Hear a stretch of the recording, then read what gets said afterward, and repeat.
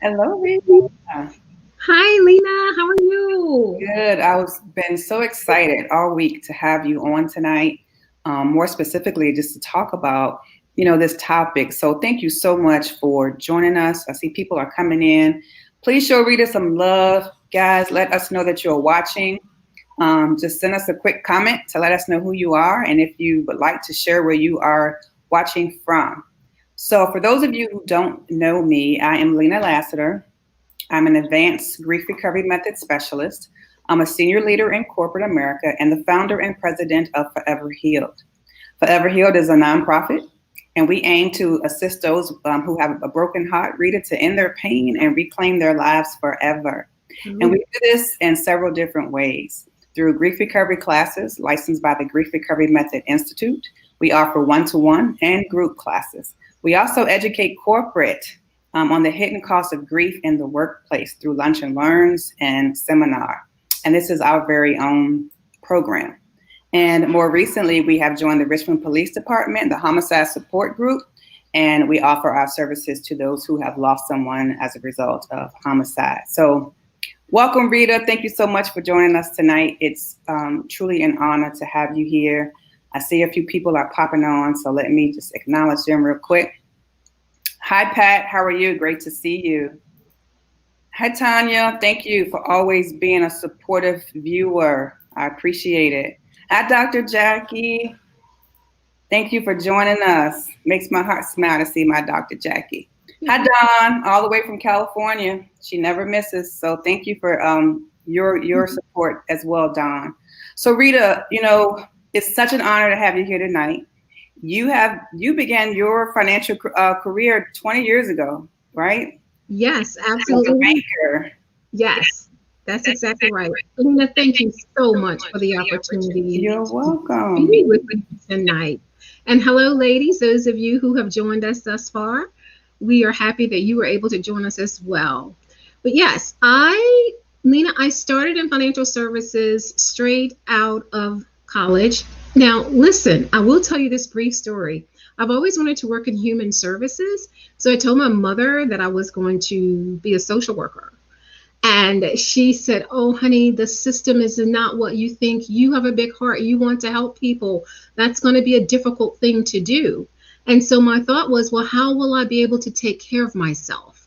And I said, well, I'll get a job at the bank and I'll be able to take care of myself. So I went to business school. That's exactly how, I transitioned from, being a social worker to human services. I did, however, eventually, after 20 years in corporate through the banking industry, eventually walk away from corporate to attend seminary and ended up doing, how do I say, ministry for about 12 years. And today I actually get to leverage both the work I've done in ministry by supporting nonprofits and ministries with Centric Vision Consulting. And I also get to leverage the work I done in financial services through Legacy Financial Wellness, hence our topic tonight.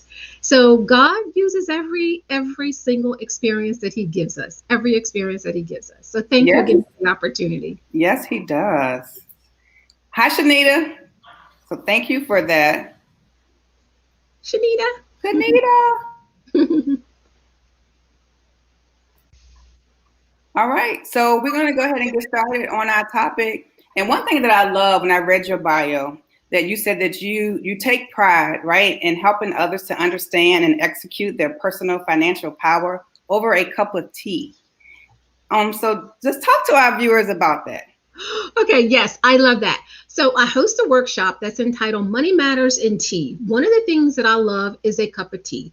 For one thing, it gives us an opportunity to sit back and to slow down and to just simply be before God or simply be where you need to be in terms of what may be on your heart, just to slow down. So I decided to combine my love for tea and my desire to come alongside women, and particularly in this case with Money Matters and Tea, as it relates to their financial wellness.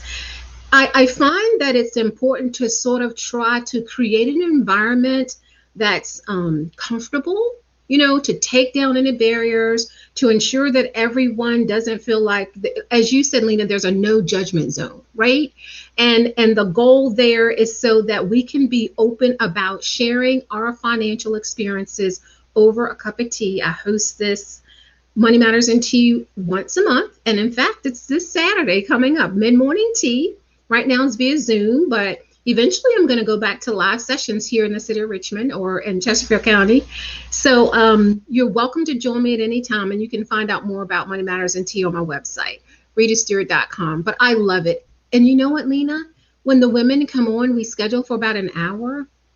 And what we find is the hour is done, and I sort of release the session, and they stay. They can stay another hour after that.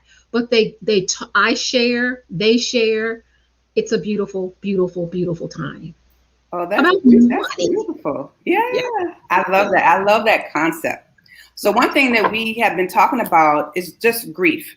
And so what I share with our viewers and our clients, Rita, is that grief is a change or end of a familiar pattern or behavior, right? So it's ended or it's changed. So as a result, we can feel emotions, right? To include anger and anxiety and fear and all those things. But sometimes we don't look at financial losses as something that we typically grieve. Because normally when we talk about grief, we always attribute it to someone who has passed away, not understanding that there are 99 plus, losses that we can grieve. So when I think about financial wellness, I like when we first started talking about this because we said financial wellness. I said, I don't want to talk about, financial loss, because I want to speak financial wellness over those who are watching tonight. And financial wellness to me means having control over your day-to-day finances, being able to absorb financial shock, and being on track towards your financial goals. That could also mean living within your means, right? And making healthy choices. So when you think about financial wellness, what does that mean to you? So legacy is a concept that's very important to me, right? We want to have the opportunity to come alongside individuals so that whatever it is they're doing in life, it can have a lifelong or even beyond them here on earth meaning and impact to other people. So when I say legacy financial wellness, which is the name of my agency, wellness is where you may have, like you say, experienced financial grief or experienced financial loss. And as a result of that, you may be experiencing shame, right? Or you may be experiencing doubt about the opportunity to recover from a financial loss. You could be feeling bad about the fact that I can no longer travel now as a result of a financial loss. I can't give as I desire to give as a result of a financial loss.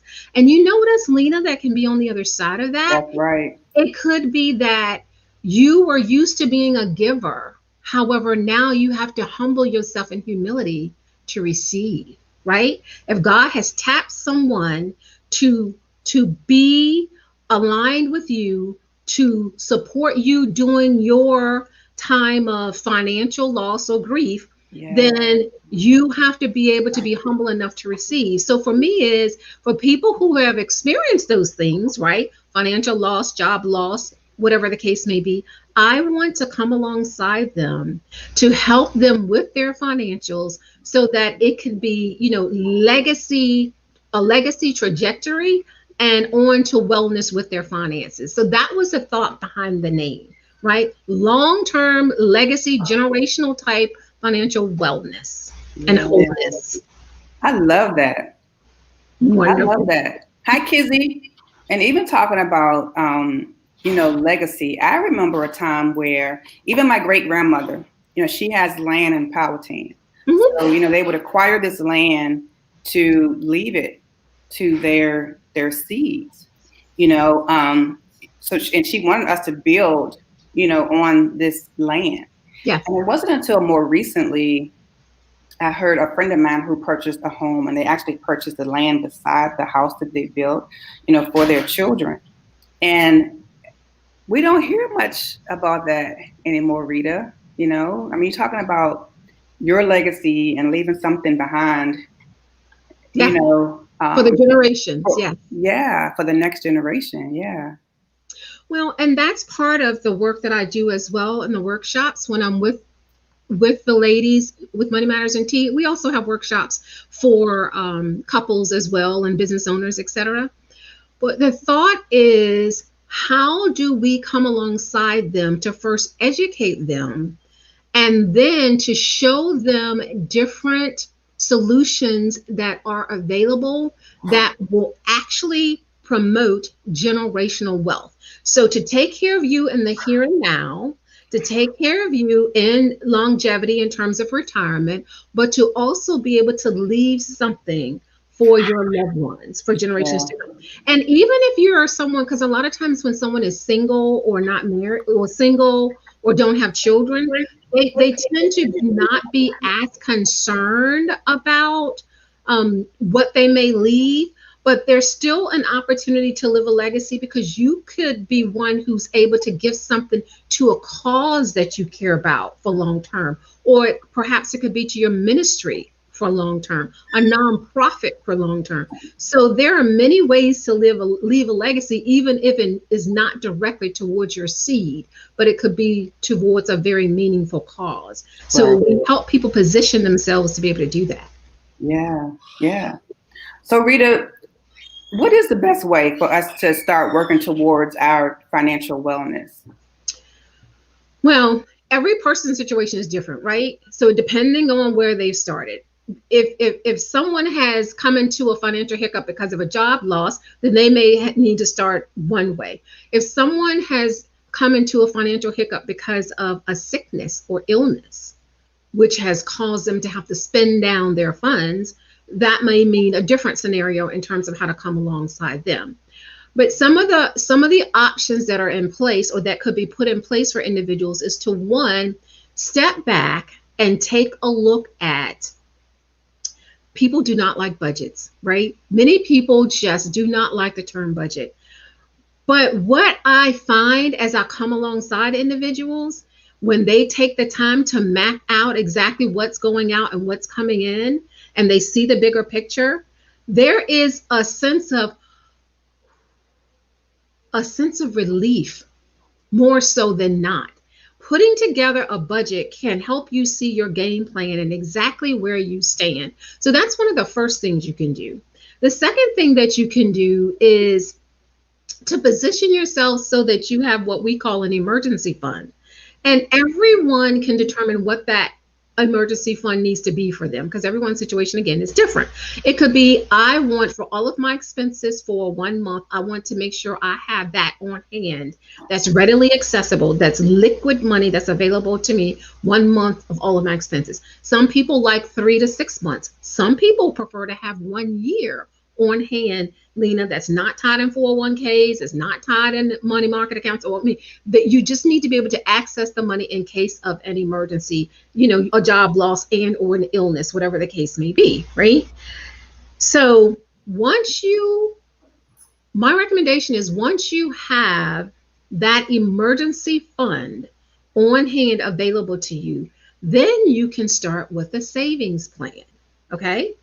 Emergency fund, budget, so you know where you stand, emergency fund in case there's a hiccup, and then you can start with a savings plan. Now, I'll use my personal example, because sometimes the story you tell is generally your own, because that's the best story you know to tell. Right. So one of the things that for us is, there are 4 buckets that we manage to. The money is in one account, so you don't need 4 different savings accounts. But one bucket is for the home. So if there is an incident and you have to replace the washer and dryer, this is separate from your emergency fund. I want to make that clear, okay? So you might need to replace the washer and dryer, or goodness, even the heating system, whatever case may be, Right. right? So a bucket for the home, a bucket for the car. You might need new tires. You might need to get new brakes. You might need to be saving for a new car and you don't want to finance it. Another bucket that we have is a bucket for travel slash wedding. Our daughter is getting married next year. So we have one bucket for wedding slash travel, because once the wedding is done, that particular bucket will be for our travel. It's because we love to travel. So you love to travel, you have to plan for that, right? Right. And then the fourth bucket for us is our retirement. So that's our long-term savings bucket. So you determine what amount of money that you want to allocate towards that. So once you've worked out that budget and know that you have, I don't know, 20% even, then of that's available for savings. Of that 20%, do you want to allocate 5%, 5%, 5% in the four buckets, whatever the case may be? You determine that. Now, it doesn't matter, Lena, if you're contributing, $25 per month to each one of those buckets. It's a start. It is a start, and the funds are allocated. And then you don't have to have the pressure of, if a tire blow out, and I know this sounds so basic, but sometimes we can be thrown into a financial tailspin because of a $500 incident that we had not planned for, right? That's stressful. Not having what you need financially causes so much stress. And that's a whole nother issue, right? Because then you get into your physical self, and then you get into sickness. Then that means what? You need more what? Money. Right. So those are the things I say. Start with a budget. From there, get your emergency fund funded, and then start with a savings strategy. And it differs for everyone. Yeah, I like that. The budget is key. Yes. Budget is definitely key, because I remember, getting out of debt. And that was the first thing that I did, was I put my budget together, because you can see where you're spending. Yes. You can see where you're wasting. Yes. You see the leakage. Yes. So that's key. It's critical. Yes. And when my oldest son left home, Rita, what I gifted him with was a budget. Yes. And exactly right. He still uses that, to this day. I remember, being 18, 19, ready to move out. And my mother, would always say, make sure you have 3 to 6 months of your expenses saved. That's exactly right. 3 to 6 months of your expenses saved up, because you never know, what may happen. So you want to make sure that you can live comfortably, within that 3 to 6 month time frame. And Lena, it's so important, when you reference your son, it's so important that we teach the children the same. I also host a workshop called Money, Mommy, and Me. And I come alongside mothers to equip them on how to teach their children about financial matters.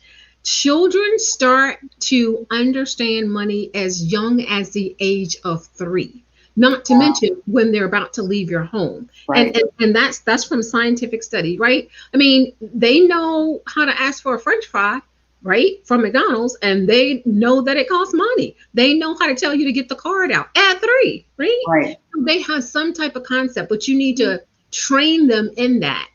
But in terms of your son, it's important that we equip them, that we empower them with the knowledge that they need to have a strong financial trajectory.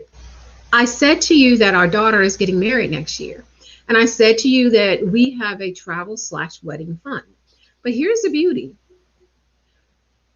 My husband is a retired banker, and I was a banker. Okay. So, she heard money all the time and how to manage to it. We don't have to pay for her wedding, Lena.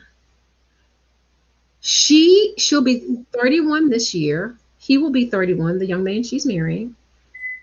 They've been taught how to manage their money and how to position themselves well financially. And whatever gift that we give them will be truly that, a gift. Yes. And do you know how wonderful that feels to know that, you know, you have taught them and they stay the course to prepare themselves financially. I'll tell you a quick story. An audience, I think you'll get a laugh at this as well. Our I was at home with my daughter at the time, and we were going to the mall. And like I say, we were both bankers, so back then I was very strict. I was home with her then, though. But we went to mommy's going to the mall. This is what we're going to get. After mother picks up what she needs, Lauren, then I'll take you to the store you want to go to. So go get your money. So she got the money that she wanted. We went to the mall. I bought what I needed, took her to the store she wanted. That little Hello Kitty store that used to be in Chesterfield Town Center. Yeah. So, yeah, she looked, she looked, she looked. She didn't see anything. We were about to leave. The person working there was so nice. We stopped at the counter and was talking to them, and there was a stand that had grab bags, 2 for 1, in brown paper bags. She says, "Oh, mommy, this is 2 for 1." So she ended up getting the grab bags. Didn't have any idea what was in them, but they were 2 for 1. See, saving. She put them. She paid for the grab bags. We're walking through the mall. Lena, she says, "Oh, mommy, Daddy's gonna be mad at me." And I was like, "Well, why is Daddy gonna be mad at you, Lauren?" "Mommy, I'm not supposed to spend my money at the mall. I'm supposed to spend my money at the bank." She knew then. She knew then. I mean, and she was younger than 5 because I went back to work when she started school. See, she understood the fact that she had a savings account at the bank, and the money that she had was supposed to be spent at the bank and not at the mall. They know we can teach them young. We Yeah. can. And that's good. I like the fact that you talked about even knowing how to spend, right? So her little mind at 4 years old, Yes. talking about how she would spend her money. And I think another component of this, Rita, is even learning how to spend, right? 'Cause we talk about how to save, how to invest, but even learning how to spend. But you said a whole lot in that first piece, right? About the budgeting and the emergency fund and that being separate from savings, Yes. which I think that's key, as well. And then the buckets, for savings. Now, when you talk about the bucket for savings, do you recommend we put that in a bank, or could we save at home and put it in an envelope at home and save in our little buckets? I will say this. There are some schools of thoughts out there where you're taught the envelope method, quote unquote. Quote. However, I do believe that everyone should have some cash at home. I do. Now, I don't feel that all of your savings should be at home, by no means. However, I do feel that you should have cash on hand for an emergency. In terms of the buckets, again, I recommend that it is in an institution, right? So, for instance, I said 4 buckets. One of the buckets for us is our long-term savings for retirement. Well, those funds for us are placed into an annuity. Okay, so it's not necessarily in the bank like Bank of America, etc. We have aligned because we're both independent workers now, so we don't carry 401ks. So we have started annuities for us to plan for long-term retirement, and annuities are part of the insurance industry type solutions. Okay, so that's one place that you can consider for long-term. And then in terms of the home and the car, like we were saying, then you would want to, again, have it saved somewhere that is more easily accessible. So you don't want to have it tied into an annuity, or even for that matter, in an IRA, because there are going to be some penalties or losses from trying to pull it out. So in that case, unfortunately, we make barely anything in interest or earn anything in interest with the savings account. So if it's possible to have a CD and or a money market account that will garner you a little bit more in interest, then that's what you want to do. But I don't recommend you having those funds at home because they're going to be too easy for you to pinch off, right? Yeah. So have something at home, because I do that. It's funny, for years, and even still, Lena, I literally would give myself a budget of $40 a week. Like literally, even I could have given myself more, but $20 for my gas tank and $20 to know that I could go to Starbucks or out to lunch with someone if I wanted to. I didn't need money for anything else. So spending, we can all control our spending if we choose to. Tanya, I see Tanya's question, Lena. What about the stock market? Tanya, that I think it's a matter of preference. I know that, again, I'll use my personal example. My husband and my daughter, they're still, dipping into the stock market. I personally do not. I come alongside my clients with safe money solutions that are not tied directly in the stock market, because my goal is to come alongside them without having to be concerned about the ebbs and flow of the market. So my suggestion to my clients is, if you want to know that what you need to have in place is going to be in place, then set up your plan for that. Set it, forget it, the contributions, and know that you're going to be fine come retirement. Whatever other monies that you have available where there's an opportunity for you to, play in the stock market or leverage the stock market, by all means do so. So I'm not anti-stock market. I'm more about coming alongside clients to make sure that they know that they have put in place what they need to secure their long-term goals for retirement. I hope that helps. Thank you, Tanya. Yes. Hopefully it helped. So, Rita, you talked about money market accounts. So what's the difference between a money market account versus a traditional savings account? Well, a money market account generally does have a higher deposit amount on hand. That must be, and it also generally does give you a higher interest rate, but if it's with the bank, it's still not going to be that much. So that's the only difference. They're supposed to be more perks, if you will, with a money market account, but there's also higher deposit amounts that must be on hand. I just finished up managing to my father's estate, and he had, regular checking account, regular savings account, and a money market account. And the last account I closed out was the money market account. And as I was paying things down, getting everything, distributing the funds and everything, I realized I had taken that money market account below that minimum that was required for that account. And I got dinged with a fee because I didn't have that balance. So if you're saving for that trip 2 years from now, you could put it in the money market account, right? But you just have to be mindful they require certain balance limits, basically. Okay. Yeah. Oh. Patricia. She said a family member gave his grandson stock for his birthday. She thought that was a great idea, especially to get the grandson started.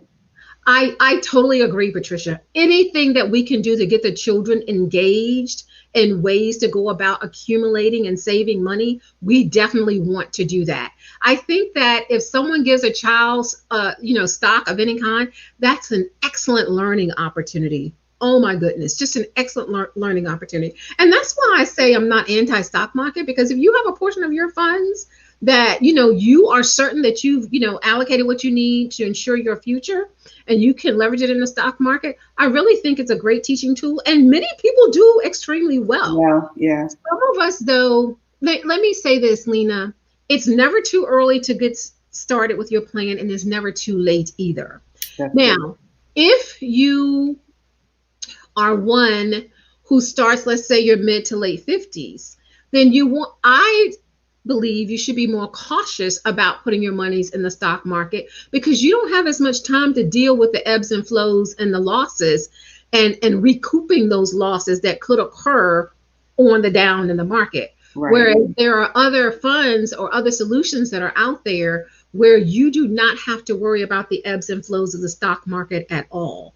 The other element that I want to say that we need to be mindful of is the whole tax issue, right?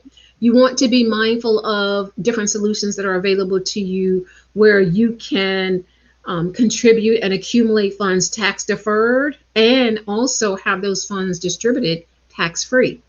So if we're starting, mid 50s or early 50s or what have you, I am not one of the school of thought that you want to be playing as much in the stock market. I am one of, I want to know that I know that I know that my money is not in jeopardy in the stock market. Yeah. Yeah, that's just me. But no, that's very good. And, yeah, and I would say this to you guys too: if you're thinking about investing in stock, think about what you like, and also make sure that you research the company. So you want to go back a couple of years to see how they have fared, through the market. So just educate yourself. And I'm always thinking about, Rita, like what's up and coming, like trying to think ahead. So, for example, we have all these electric cars now, right? Every time you turn on the TV, there's Mercedes have one now, and they have all these electric cars. Cadillac has one now, right? And we know Tesla. So think about what's going to be needed for these cars, right? So the charging stations, and so just do your research and things that are also going to be up and coming, because this is a new wave. So the next 5 to 10 years, we're going to have a lot of electric cars that are going to need, charging. So just one way to think about it. and Lena, it's interesting you say that, because I told you we have a car fund, and in our household, I'm the next one who needs a new car, and we are of the mindset at this point in our life where we prefer to pay for it. So, my husband is very mindful of the fact that the electric cars are out there. When we got his last car, we did hybrid, right? So it makes a big difference. Oh my goodness. We are just still floored at the gas mileage that we receive in this hybrid car. So it makes a difference. So we were traveling a couple of weekends ago, and there was a docking station, electric car. And I go into the store, and my husband goes over to talk to the gentleman about this electric car because he's curious. He's like, I think that's the next thing we need to do. I'd say this in your expenditures again. Some people will say, I'm just going to get a this or that because they think about their budget, or and I do agree you need to stay within your budget. But some people will not hold off another year to buy the car so that they can buy a car that has longevity. I'll put it that way. Right. We have always been of the school of thought to invest in cars that has a history of longevity, as opposed to having to buy a car every 3 years or every 5 years. Right. The last car that I bought before the one I drive now, I drove it for 17 years. And my brother-in-law drove it after that. But it was a car that had a history of longevity. Of course, you make sure it's maintenance well and everything. The car I'm driving now, I want to say we've driven it probably 15 years. And I know that we will drive it at least until after the wedding, because we don't want to, incur a big expense because the wedding is coming. And we want to be able to, give them a wonderful gift. So, and then, you see your peers, or you see other people, and they bought a car 3 and 4 times compared to the one time we bought the car as we've driven 17 years. So you do have to be mindful of how you're spending and where you're spending your money. Just like you said earlier, Lena. Right. Yeah. I was just thinking that again, how we spend. Yeah. Yeah. And I refuse, Rita, to have another car note. I can't tell you the last time that we've had a car note. So that's not happening. Yeah. Would you say that a person that is 24, it's okay that they invest in the stock market? Tanya, thank you for that question. So again, I'm going to use a personal example. My daughter, she's 31 now, but when we got her, I think this was out of grad school when she started thinking about investing, right? So the first thing we had her do was to secure a term life insurance policy, and specifically a term life insurance policy with living benefits. Secondly, we had her to secure what we call a flex index account, not an index fund, but a flex index account, which also is an insurance-based product, but it has a cash accumulation piece to it. And it's one of those accounts where you can determine what you want your monthly contribution to be and know where it's going to be for her in 30 years. So she started at 25. So we know that at age 65, so 40 years for her, exactly what she's going to have available to her in that index fund. Now, just yesterday, my daughter called me because she wanted to talk a little bit about what to do. She has some funds that she left in some different 401ks, and she wanted to talk about what to do with these funds and some cash that she had on hand, and whether or not she should consider placing some of those funds in a stock market type product or how do I say mutual fund, right? So in this case, I'd say by all means, Lauren, because she's 31, she's curious about the stock market. That's what the millennial group was doing. So I would not say no, but she has time, right? A 24-year-old has time. A 25-year-old has time to dip and dab in the stock market. So she says, Mom, I can't believe you're actually not trying to convince me to, take one of my products. And I was like, well, that's because I'm very comfortable with where you are, and I know that you're going to be okay. So if you want to consider, investing some of those funds that you have on hand right now into the stock market, by all means, that I don't have a problem with that. So Tanya, I think for a 24-year-old, they're going to do it anyway. They're going to do it. But the key is to come alongside with them and to teach them the ins and outs about it. Yeah, that's the key with that. That's the key. Yeah. Do the banks still have Christmas savings? Yeah. Yes. Oh my goodness. I so remember this, Patricia. I'm sure we all do. And they also used to have vacation saving things too. I really don't know if they do, because I don't really use traditional banks as much anymore. So I'm not sure. Do you know, Lena? I don't know. Yeah, I'm not sure. I wouldn't doubt it, but I don't really know. Yeah, we can find out for you, Pat. I'll find out and I'll post it as part of the video. My son is 30. He bought a new car at a year and a half ago, and I asked him if he needed help. He said he had already purchased a car. And he paid cash. That's right. Dawn, look at that. Boy, that's a proud mother right there. See? That's what we want to hear and see. He didn't get so caught up in whatever, he made it his business. And you know what? I'll give you another example. Our girl went to grad school in New York. She didn't need a car. So we sold her car, right? Funny. She said, where's the money? And we're like, you didn't buy the car. We'll give you half of the money. That's funny.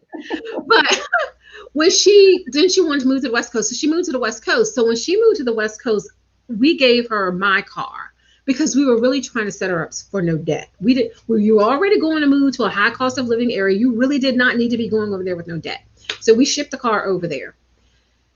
Initially, she wanted to take the SUV, and we said, no, the car we're sending with you is stable, it's strong, there's no debt on it, it's going to carry you. The SUV is a little bit older. If something happened, it's going to be more expensive for you to repair. Do you know today how often that girl says to us, thank you so much. I have never, ever had to have a car payment. And she is driving that car. Now, fortunately, she also works from home, so she doesn't have to do a lot of driving. Right. But she thanks us all the time now. Even her fiance thanks us for that car, because it's like, I'm so glad that, they're so glad they didn't have to have a car payment. Right. And now they love it. And my husband just keeps reminding her, just make sure you take it in. Just make sure you keep it, the maintenance on it, and it should last you. We laughed. We eventually she'll come back to the East Coast, and we're wondering if the car will come back with her. But at any rate, it's all good. But no, teach them early. Oh, so good, Dawn. That's so good. That's great, Dawn. Yeah. All right. And Tanya said, what's a term life policy? Oh, okay, Tanya, good question. So there are two types of life insurance policies. There's a term life policy, and then there's what they call a permanent policy. With a term life policy, it means that it can be a 10-year term, a 20-year term, or a 30-year term.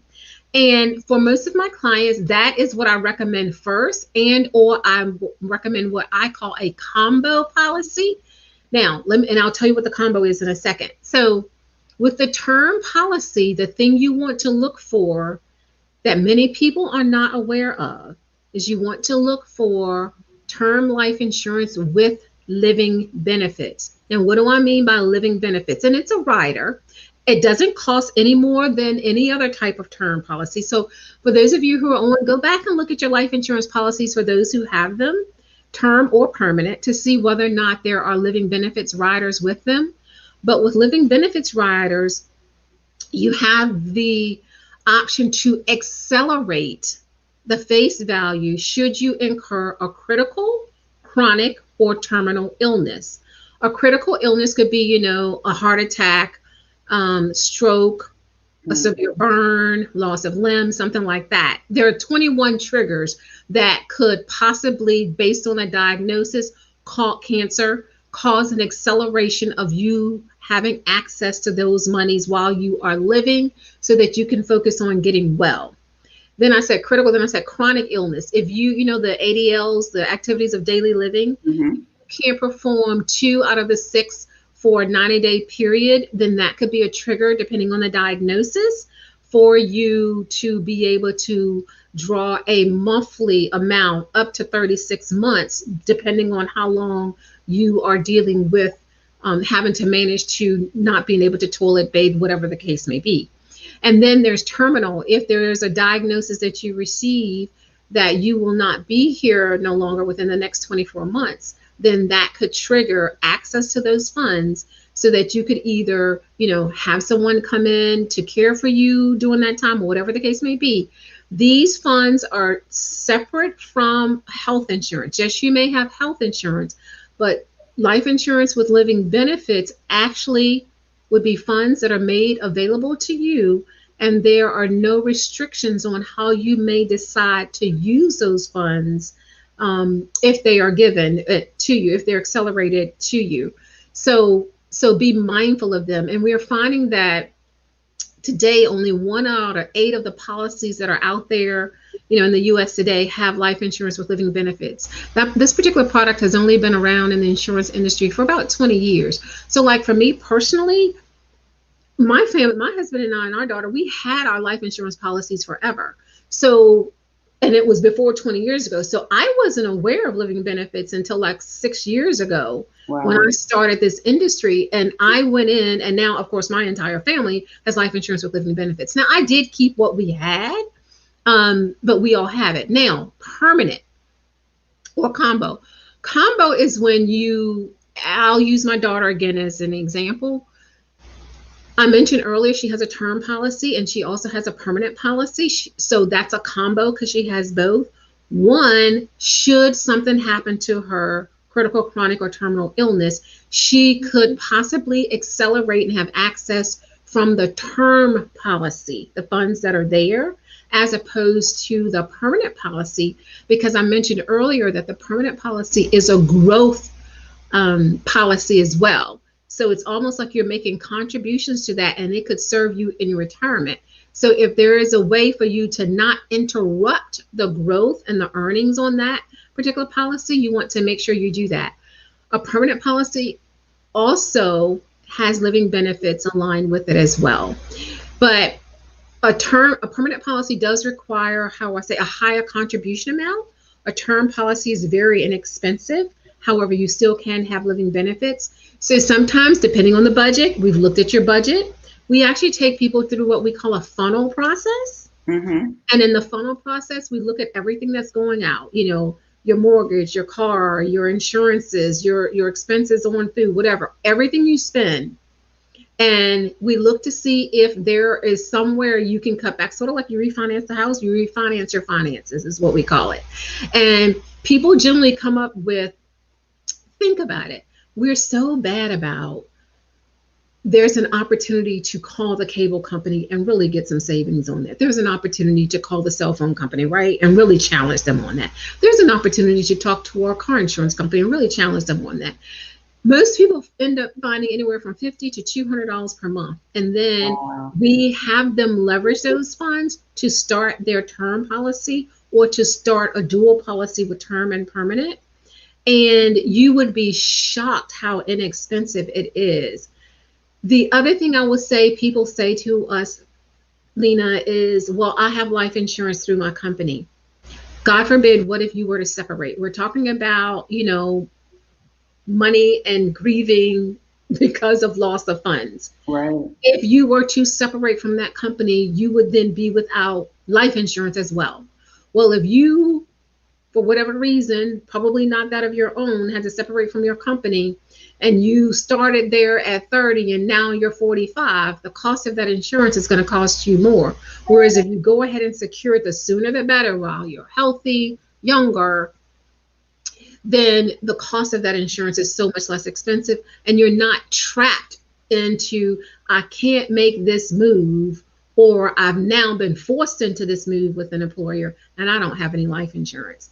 So, and in the same thing I say for single people, because there is the living benefit rider, if you are a single person and were to incur a critical, chronic, or terminal illness, you would be very grateful for having life insurance with living benefits, because again, one of those illnesses could trigger an acceleration to put those funds in your hand. Yeah, that's good to know. Thanks for that information. So Tanya was just saying the credit unions still have Christmas clubs. So there you go, Miss Pat. The credit unions have. Yeah, thank you, Tanya. So one thing that we do for Christmas, Rita, like you were talking about, like those saving buckets. So we just have money that we allocate, towards Christmas, so that we're not using, credit cards or financing anything. And we have a certain budget, and we don't go beyond, that budget for Christmas. So you guys consider that as well. So Dawn, when you know, Rita, that you have taught your children well. Yes, she has. What is it called again? Oh, the living benefits. Oh, okay. Yes, she said, okay, the living benefits. Yeah, the living benefits. Yeah. Okay, so Tanya says, I have a life insurance policy. How can I add the life term policy? Well, okay, so Tanya, it's term. You have a life insurance policy. The question is whether or not your life insurance policy is a term life insurance policy, or if your life insurance policy is a permanent life insurance policy. So those are the two types of life insurance policies that are out there. Then if you look at what you have, the question would be whether or not your life insurance policy has living benefits riders on them. That's the question. And again, you can find out more or connect with me at RitaStewart.com. You can get to me that way, and I'd be happy to answer any other questions. On Facebook is Legacy Financial Matters. So yeah. Well, we had great questions tonight. Yes, very good questions. Very good questions. And we're going to continue the conversation on, so we're going to be on again next week with Ayana. Yes. So she's also licensed. She's great. She's great. She's going to give us, more tips on how to, manage our finances, because I want to make sure that you guys have all of your questions answered. We get different perspectives. But Rita, this has been eye-opening, enlightening. Thank you so much. So before I let you go, any final words of wisdom that you would love to leave with those who are watching tonight or via the replay? I just want to say this. If you ever experience a financial hiccup, or where you feel you're experiencing financial grief, just cling to the promises of God, his promises, and know that every provision comes from God. And in that, you trust him to give you the wisdom. You trust him to give you the vision of what that next step is you need to take to help you come out of that situation into financial wellness. Just trust him on that, right? Just trust him. And you'll know that you're following through on what he would have you to do, because the peace will come. The peace will come and you will know. So trust God in whatever situation you may find yourself in financially. Listen and then act on what he says, and the peace will come. Man, you're welcome. Ms. You're Pat. very welcome. You're very welcome. Thank you. Dr. Jackie said that she learned so much. Wonderful. So thank you. And that's what our prayer was tonight, that you would Yes. definitely glean from this session and that you will take away, some of the nuggets. I know I have, Miss Rita. So Wonderful. Wonderful. Saving, and not just saving, but make sure that we even have money saved for unexpected, things that may happen. Yes. So I do appreciate you breaking that down, and then the different components, right? So the buckets of saving. So I learned too, Miss Rita. So thank you. And you're very welcome. Even explaining, the difference in the life insurance policies and looking for that particular writer. So all of that is helpful as well. So any further questions before we sign off tonight? I want to thank all of you for joining in. And again, just being supportive. If you found that this video was beneficial and helpful, remember to share it, to like it, share it with those who you think would benefit from it. And we will be back next week to talk more about our finances. You guys have a lot of questions regarding the stock market, so I'll make sure that we get those answered as well for you. Yes, so Tanya, here we go. If you want to contact Rita, and let me do one thing here. Let me stop the banner so that you guys can read all of her information. There it is. So it's going to be a part of this video as well. Okay, so ritastewart.com, legacyfinancialwellness.com. Yes. Thank you so much again, Lena. I thoroughly enjoyed this. I love this work, and I just love, the opportunity to come alongside women and families and small business owners in this capacity. Absolutely. It's been a pleasure and a joy having you here with me tonight. I really appreciate you and all of your wonderful nuggets. Thank you, Patricia. You have a great evening as well.